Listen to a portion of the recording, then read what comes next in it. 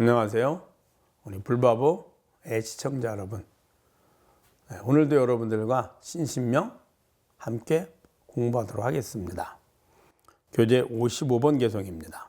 계심평등하여 소작이 구시기로다. 이 말은 계심평등, 계라는 말은 마음과 하나가 되다. 계합 이런 말을 씁니다. 계합. 마음과 하나가 되다. 이런 뜻입니다. 하나로 이어지다. 이런 의미도 되고요. 평등하여 마음과 하나가 돼서 평등하다. 이 말입니다. 이게 무슨 말일까요? 여러분 마음이 평등하든가요? 아니면 끊임없이 변하든가요? 이 평등이라는 말은 변하지 않는다는 뜻입니다. 평등의 반대가 차별이잖아요. 차별은 대상을 대할 때마다 내 마음이 계속 바뀌는 거죠. 그걸 차별이라 합니다. 평등은 뭘까요? 어떤 대상이 변화가 와도 내 마음의 기준이 변하지 않는 거죠. 그걸 평등이라 합니다. 저는 마음과 하나가 돼서 평등하다. 이 말은, 이 마음은 우리가 나의 마음, 즉 나에게 비춰진 내 마음을 이야기하는 것이 아니라 바로 그 나. 이걸 번역을 할 때, 중국 한문으로 번역할 때 마음으로 번역을 했거든요. 그리고 우리가 보통 내 마음이야 라는 건 생각으로 주로 번역을 했습니다. 어떤 때는 마음으로도 번역을 하고요. 그래서 사량 이렇게 얘기를 합니다. 근데 이제 사량도 생각사가 있고 생각념이 있고 그 다음에 뜻의가 있고 뜻이가 있습니다. 이걸 다 통틀어서 이제 우리가 보통 마음을 하고 그 주인이 있습니다. 주인은 항상 변하지 않죠. 그래서 그것을 진여심이라고 했습니다. 즉 변하지 않는 마음이라는 뜻이죠. 그게 바로 나입니다. 그래서 나의 마음이잖아요. 그래서 이 나와 하나가 돼서, 즉 나로 돌아가서, 나는 하루 종일 변하지 않으니까 마음이 10번이 와도 내 마음이요, 1000번이 와도 내 마음이요, 오늘 하루 종일도 내 마음이고 평생도 내 마음이고 과거생, 현재생, 미래생도 내 마음이죠. 그러니까 변하지 않거든요. 그 평등한 마음과, 즉 나와 하나가 되면, 이런 뜻입니다. 하나가 되면 소작이 구시기로다. 소작은 이 작과 소는 작은 주체이고 소는 밖에 대상, 일을 이야기하는 겁니다. 그래서 소라는 것은 내가 일하는 장소나 일하는 대상, 하고자 하는 대상, 하고자 하는 일, 이걸 말하고요. 작은 행위자입니다. 주체를 말하죠. 그래서 소작이 구식이라는 말은 함께 시도다. 가출을 붙자고 식은 멈출 식자거든요. 쉰다는 뜻입니다. 이 말은 무슨 말이냐? 우리는 끊임없이 나라는 바탕에 비춰진 내 마음, 즉 괴로운 마음에서 즐거움을 얻기 위해서 내가 마음을 일으켜서 인입니다. 이것을 실천해 갑니다. 이게 연이고요. 그리고 원하는 대상은 얻게 됩니다. 이게 이제 과입니다. 매 순간 마음을 일으키고 그 마음을 행위를 해서 원하는 대상을 얻거든요. 이 마음을 일으키고 행하는 것이 바로 작입니다. 작, 짓는다는 뜻이죠. 그리고 결과를 받아들여야 되는데 내가 행위를 해서 변화시킨 결과, 대상, 이것이 소거든요. 그래서 소작이 구시기로다. 무슨 말이냐? 멈추게 된다는, 갖출 필요가 없다. 우리는 끊임없이 괴로움에서 즐거움을 얻으려고 하는데 주인은 자성으로 돌아가면 영원히 나이고 변하지 않으니 굳이 괴로움에서 즐거움을 구할 필요가 사라져버리죠. 그러니까 괴로움에서 즐거움을 얻기 위해서 마음을 내고 그 마음을 실천해서 결과를 얻는 모든 작용이 할 필요가 없어지게 된 겁니다.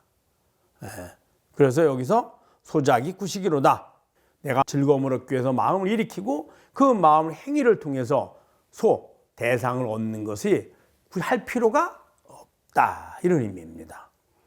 계심평등하여 소작이 구시기로다. 마음에 개합하여 평등케 되어, 그래서 평등한 마음에 개합해서 이렇게 해도 됩니다. 소작이 구시기로다. 내가 마음을 일으켜서 뭔가를 실천해서 대상을 얻으려는 그 작용이 멈추게 된다. 이 말입니다. 짓고 짓는 바가 함께 시도다. 그 다음 볼까요? 56번 개송입니다. 호의가 청진하면 정신이 조직이며, 이 말은 호의라는 이 호자 여우 호자입니다. 여우 같은 의심. 여우가 의심 많다고 이제 우리 그렇게 보통 생각하잖아요. 쉽게 믿지 않고 항상 의심하죠. 이 말은 무슨 말이냐? 부처님의 가르침, 특히 이 몸과 마음의 주인인 자성, 우리의 본성인 진여자성이 해탈 열반이고, 이 진여자성을 깨달으면 생사윤회로부터 벗어난다. 이것을 믿지 않는 겁니다. 의심하는 거죠.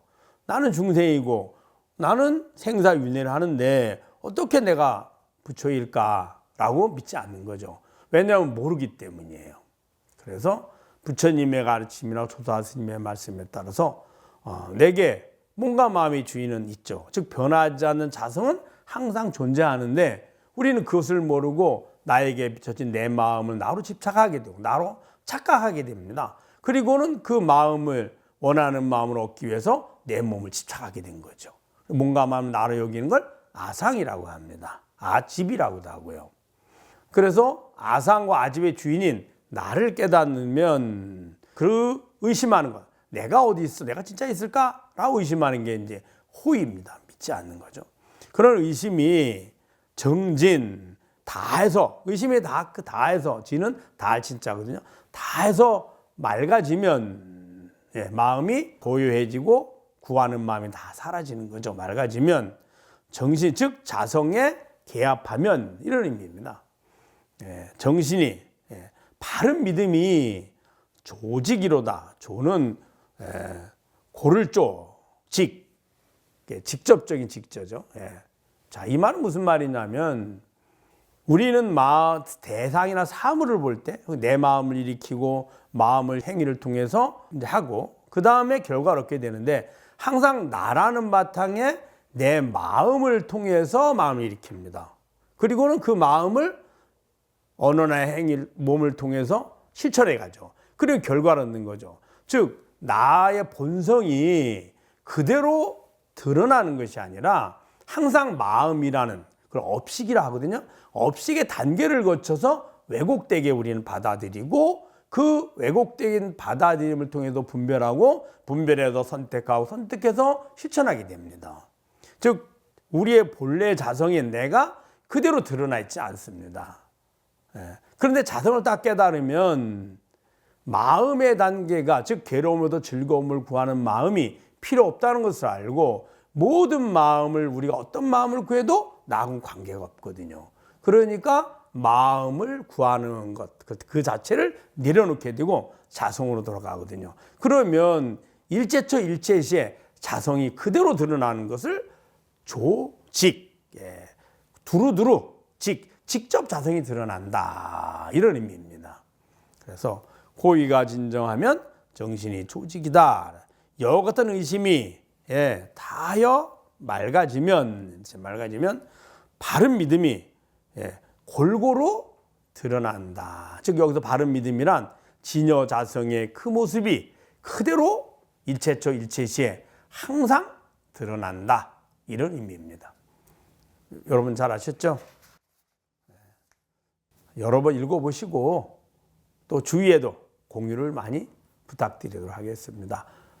좋아도 눌러주시고 또 구독도 해주시고 후원도 부탁드리겠습니다.